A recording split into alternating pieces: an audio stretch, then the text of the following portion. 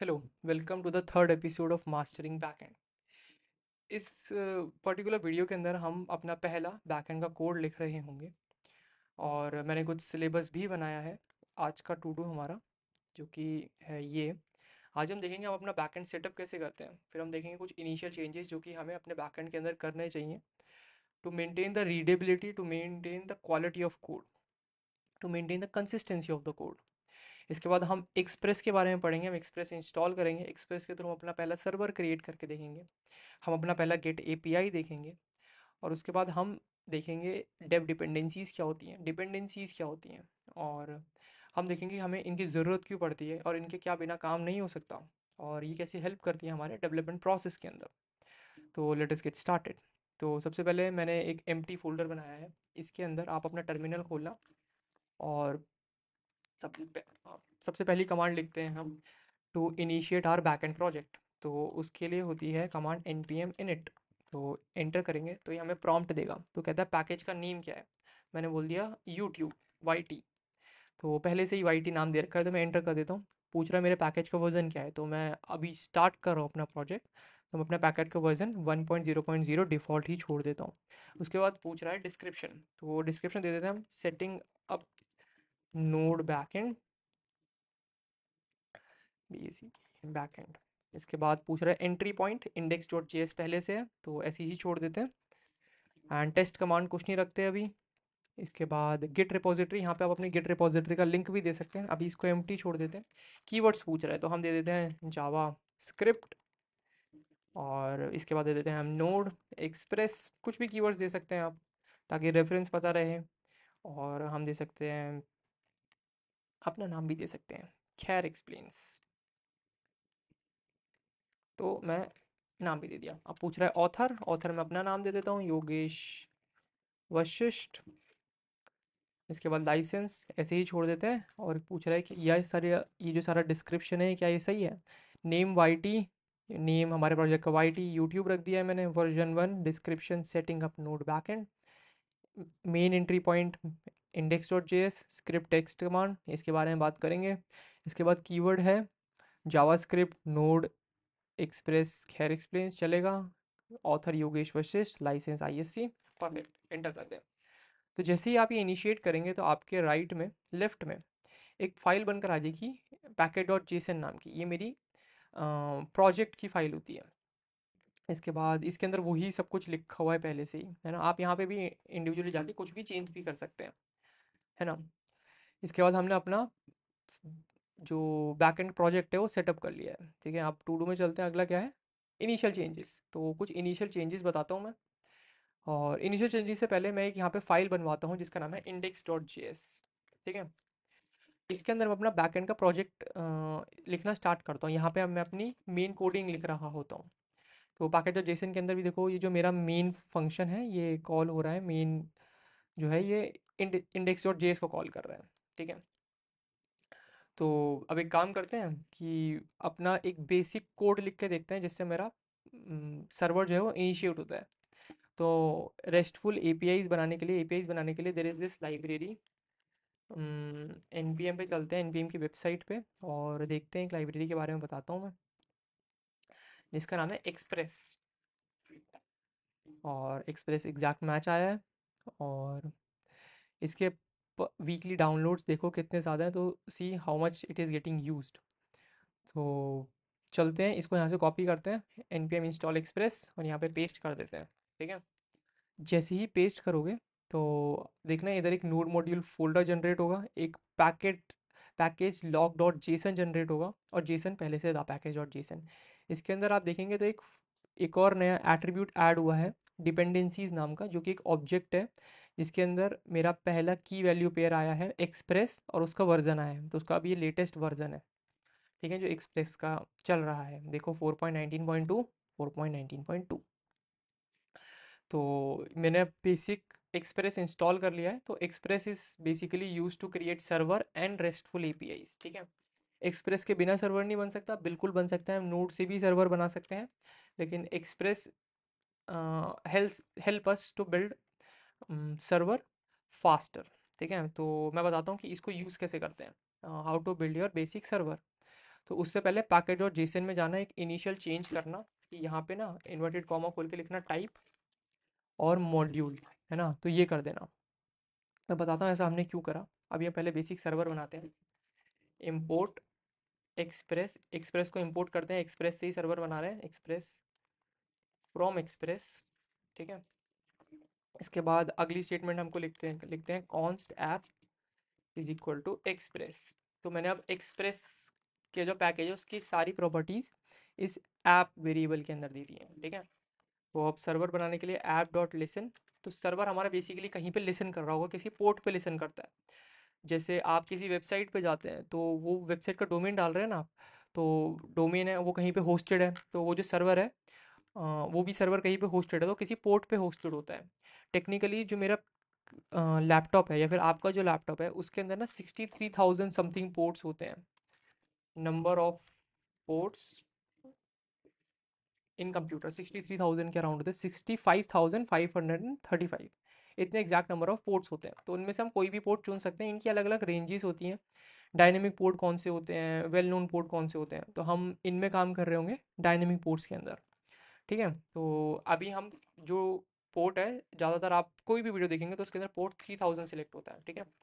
तो हमने अपनी ऐप को लिसन करवाया है कि मैं जब भी अपना बैकएंड को खोलना चाहूँ तो मैं पोर्ट 3000 पे लिसन कर रहा हूँ। तो और इधर एक फंक्शन दे देते हैं, ठीक है। तो ये फैट एरो नोटेशन है जावास्क्रिप्ट का, कॉन्सोल लॉग करवाता हूँ मैं।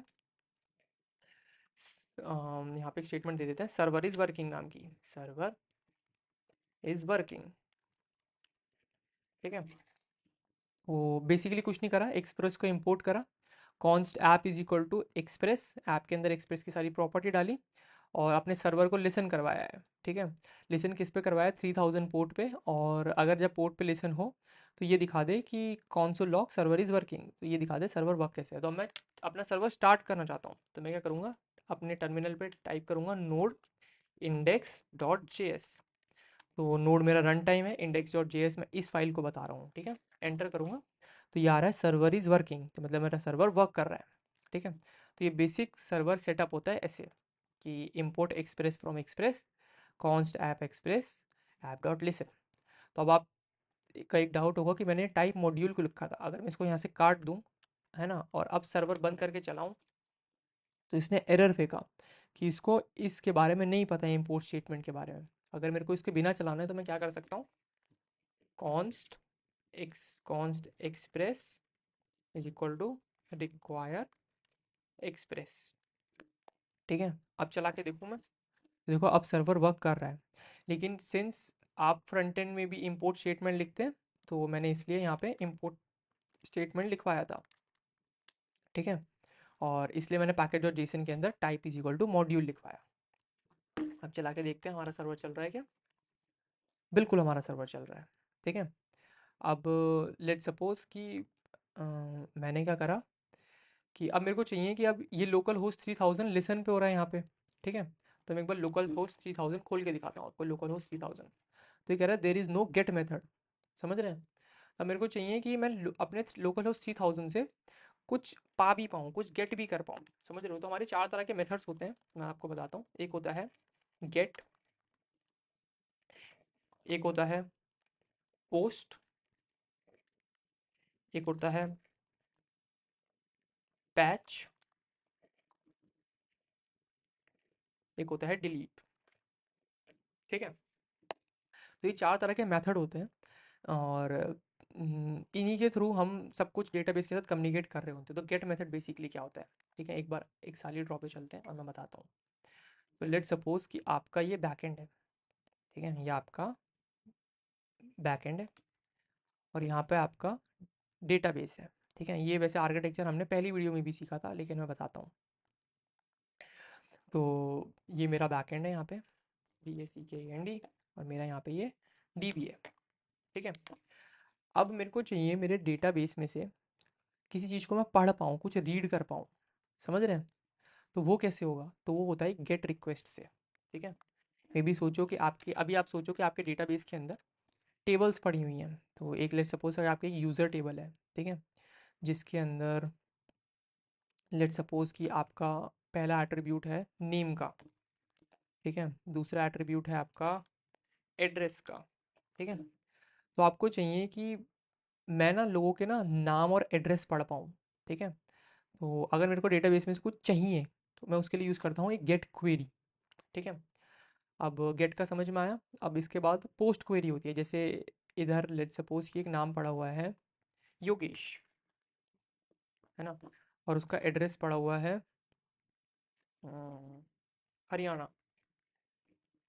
ठीक है, तो अब आपको चाहिए कि योगेश हरियाणा में पढ़ पाऊँ, तो आप गेट क्वेरी मारिए एक, और आप मेरा एड्रेस और मेरा नाम फेच कर लीजिए। अब आपको चाहिए कि इधर एक नया एट्रीब्यूट ऐड हो, मे बी आपका नाम हो गया, जैसे मैंने यहाँ पे ऐड कर दिया साहिल, है ना, और उसका एड्रेस दे दिया मैंने हिमाचल।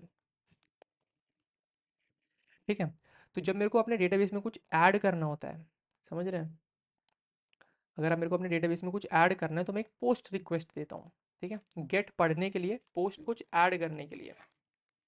ठीक है, अब मेरे को चाहिए, मेरे को अपना नाम, मेरे को पता लगा कि मेरे नाम की स्पेलिंग गलत है या फिर मेरा स्टेट चेंज हो गया है। ठीक है, तो मैं क्या करूँगा, इसको एडिट करूँगा। ठीक है, इसको एडिट करने के लिए क्या करते हैं, हम यूज़ करते हैं पैच कॉल, पैच रिक्वेस्ट। ठीक है, कि मेरे को पूरा डिलीट नहीं करना या फिर कुछ नया ऐड नहीं करना, मेरे को बस चेंज करना है, तो मैं उसके लिए एक पैच रिक्वेस्ट करता हूँ।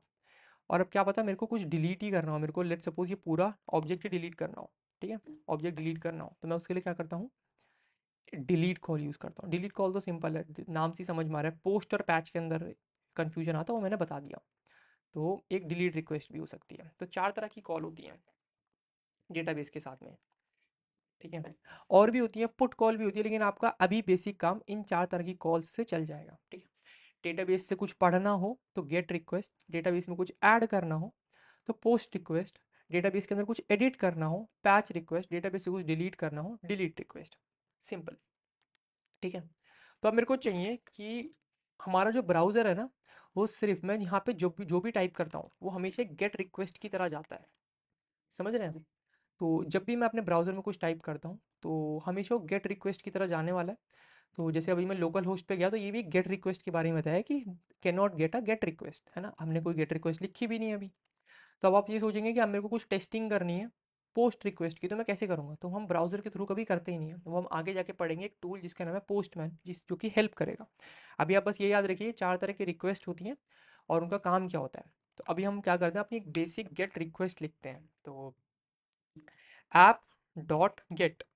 ठीक है, और अभी जैसे लोकल होस्ट 3000 पे है, तो मैं चाहता हूँ कि वो लोकल होस्ट 3000 पे ही क्या दिखाए मेरे को, रिक्वेस्ट रिस्पॉन्स,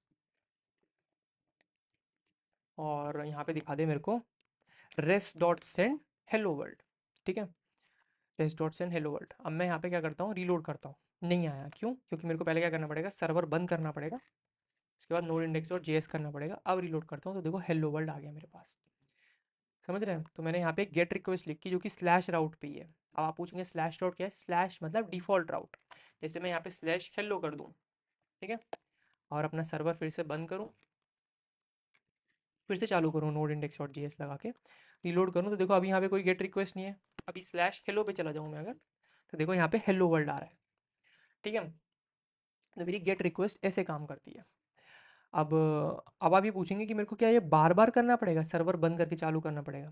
टेक्निकली जब हम इसको कहीं पे होस्ट कर देंगे तो बस एक ही बार ही चलाना है, लेकिन मेरे को डेवलपमेंट में मैं बहुत सारे चेंजेस कर रहा हूँ, तो अब उसके लिए इशू आ रहा है कि मेरे को बार बार सर्वर बंद करना पड़ रहा है और चालू करना पड़ रहा है ना।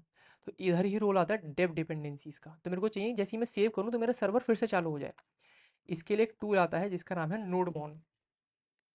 ठीक है, तो नोडमोन आता है, ये रहा एग्जैक्ट मैच आ गया। तो simple monitor script for used for development environment, है ना। अब आप पूछेंगे कि डिफरेंस क्या है डेव इन्वायरमेंट और डेव डिपेंडेंसी का और डिफ़ॉल्ट डिपेंडेंसी का। तो डेव डिपेंडेंसी वो सारी डिपेंडेंसी हैं जो कि मैं अपने डेवलपमेंट के टाइम पे यूज़ करता हूँ, और मैं बताऊँगा कैसे कि डेव डिपेंडेंसी है। मैं क्या करूँगा, एक हाइफन लगा के डी लगा दूंगा। ठीक है, तो ये डेव डिपेंडेंसी बन जाएगी मेरी। तो जब भी मैं इसको अपने किसी सर्वर पे होस्ट करूँगा तो ये डेव डिपेंडेंसी कभी इंस्टॉल नहीं होगी, और मेरे को टेक्निकली ज़रूरत भी नहीं है।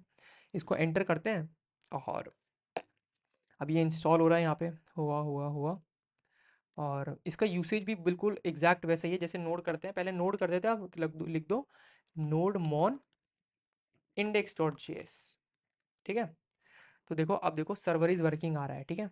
अब यहाँ पे स्लैश पे हेलो वर्ल्ड है, देखो स्लैश पे हेलो वर्ल्ड है, मैंने लिख दिया हेलो वर्ल्ड यूट्यूब, सेव करा, हेलो वर्ल्ड रीलोड करा यहाँ पे हेलो वर्ल्ड यूट्यूब, तो मेरे को सर्वर बंद नहीं करना पड़ा। आप प्रॉब्लम स्टेटमेंट समझे क्या था?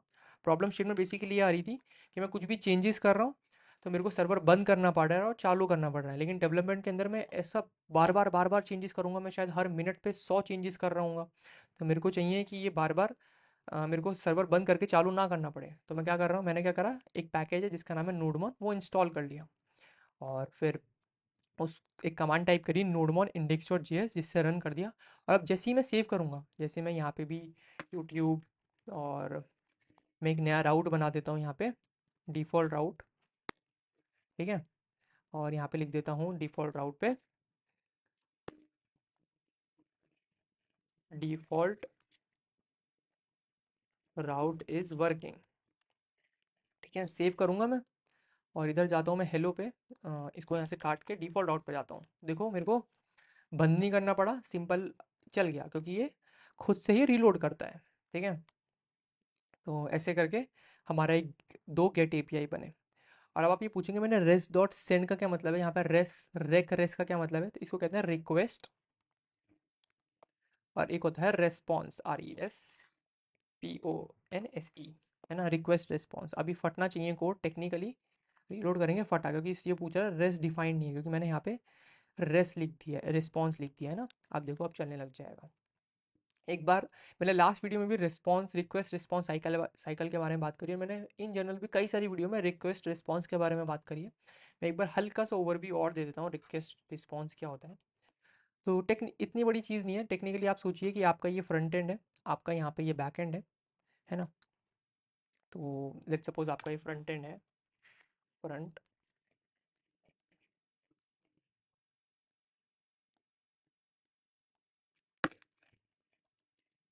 ये फ्रंट एंड है आपका, और ऐसा ही आपका एक बैक एंड है। तो जो मेरी रिक्वेस्ट, तो जो मैं बात कर रहा हूँ फ्रंट एंड से बैक एंड को, ठीक है, जो फ्रंट एंड से बैक एंड को बात कर रहा हूँ, दैट इज़ अ रिक्वेस्ट। मेरा फ्रंट एंड रिक्वेस्ट भेज रहा है कुछ, ठीक है। जैसे मैंने बोल दिया कि मेरे को डेटाबेस में से नाम बता दो मेरा, तो उसने, तो मैं बोलूँगा ना, मेरे को, मैंने रिक्वेस्ट करा कि मेरा नाम बता दो, दैट इज़ अ रिक्वेस्ट, जिसको मैं रेक लिखता हूँ, REQ, है ना। और मेरा बैकएंड क्या करेगा, मेरा बैकएंड रिस्पॉन्स भेजेगा, ठीक है। रिस्पॉन्स क्या भेजेगा, वो नाम भेजेगा, इसको कहते हैं रेस्ट रिस्पॉन्स, है ना।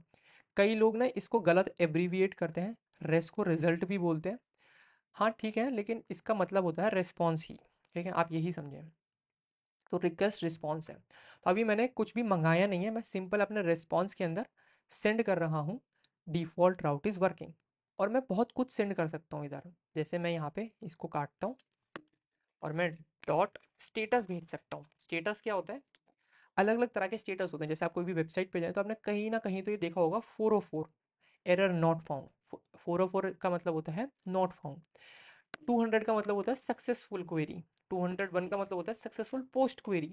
जैसे जैसे हम पढ़ते जाएंगे वैसे वैसे मैं आपको बताता जाऊंगा। जैसे अभी मैं यहाँ पे रेस डॉट सेटर 200 भेजता हूँ और यहाँ पे एक जेसन डेटा भेज के दिखाता हूँ आपको। जेसन मैसेज भेजता हूँ, मैसेज है कि this is a JSON response at my slash route, ठीक है। सेव करूँगा, अपने लोकल होस्ट पे जाऊँगा, रीलोड करूँगा, तो देखो इस बार क्या आया, एक जेसन रिस्पॉन्स आया, ठीक है। तो वो क्या है, एक ऑब्जेक्ट है जिसके अंदर मेरा की है मैसेज और उसका वैल्यू ये है ना। तो टेक्निकली हम काम ही ऐसे कर रहे होंगे कि एक स्टेटस भेज रहे होंगे और एक जेसन भेज रहे होंगे। आपको पता कैसे लगा कि स्टेटस 200 था, तो आप क्या कर सकते हैं, यहाँ पे इंस्पेक्ट एलिमेंट पे जाएं और यहाँ पे जाएं नेटवर्क कॉल पे, ठीक है, रीलोड करें। देखो लोकल होस्ट पे नेटवर्क कॉल गई, इसके हेडर्स में जाएं और तो देखिए मैसेज दिख रहा है हमको कि this is a JSON response at my slash route, ठीक है। तो ऐसे करके ये काम करता है। और देखिए जैसे ये था हमारा स्टेटस को 200 भी दिखा रहा है। और बस इतना ही है। अब इसके बाद हम अपने एक बार टू टू लिस्ट देखते हैं।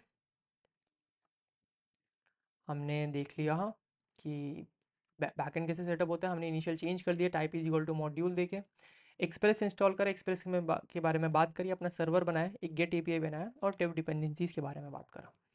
ऑल्सो अगर आपके दिमाग में आ रहा है कि क्या मैं इसको सिंपली इंस्टॉल नहीं कर सकता, तो देखिए अभी डिपेंडेंसी एक है और डिव डिपेंडेंसी भी एक है ना। एक्सप्रेस ये तो मेरे को अपने सर्वर पे जब मैं होस्ट करूँगा मेरे को चाहिए ही चाहिए होगा, नोडमोन नहीं चाहिए होगा, क्योंकि जब मैं सर्वर पे होस्ट करूँगा ना तो मैं सिंपल ये कमांड रन कर दूंगा नोड इंडेक्स डॉट जेएस और फिर वो चलते ही रहेगा, क्योंकि मैं अपने बिजनेस लॉजिक में चेंज नहीं करता हूँ, मैं बिजनेस लॉजिक के हिसाब से डेटाबेस में चेंज करता हूँ। तो मैं बिजनेस लॉजिक बस एक बार ही बनाता हूँ जिसके लिए मैं एक्सप्रेस का यूज़ कर रहा हूँ ना। अभी नोड इंडेक्स डॉट जेएस से भी बढ़िया चलेगा, है ना, लेकिन नोडमोन जेएस से मेरे को इंस्टेंट अपडेट्स मिलते रहेंगे।